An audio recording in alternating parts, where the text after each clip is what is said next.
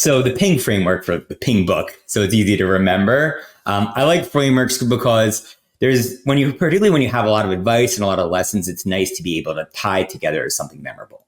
But in the framework, it starts with P, perspective taking. So this is the idea that when you're interacting with someone virtually, you don't often realize you're interacting with a human as much as when they're standing in front of you. Because if you're doing an email or instant message, you're just staring at text. Even in video calls, the person's just a small square on your screen. And as a result of this, research shows that we tend to be less likely to take the other person's perspective. This is one of the main things that is the reasons why we often write email messages that seem clear to us, but suddenly the other person gets it and they misinterpret it because we're not putting ourselves in their shoes as much as we should be. Next, I, that's initiative. So when it comes to virtual communication, one of the important things to do is to take initiative to add back things that are in person that are missing from virtual communication. So for instance, small talk. It's one of those things that many people hate because small talk feels like a waste of time. And research does show that small talk does reduce productivity. But on the other side of that, small talk's really useful for building trust.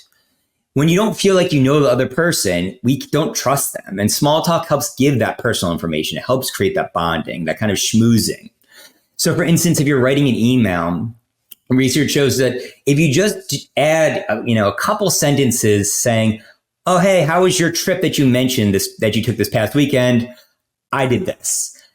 I'm not talking about writing like a 5-paragraph narrative about yourself, but just squeezing in a little bit of extra small talk can help remind the person on the other side of their screen that, hey, I'm actually interacting with a human being here, even though I don't necessarily see them.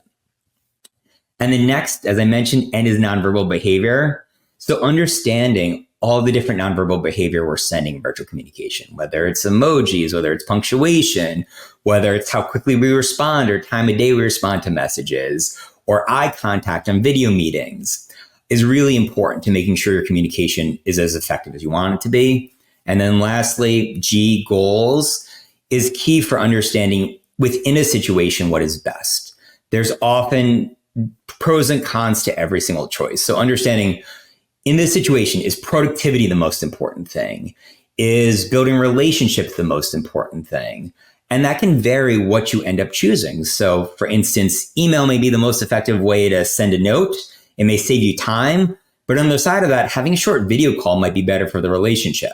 So within any given situation, being mindful and determining your goals first is one of the key steps to taking to make sure you make the right choices. So that basically brings together the whole Ping framework there.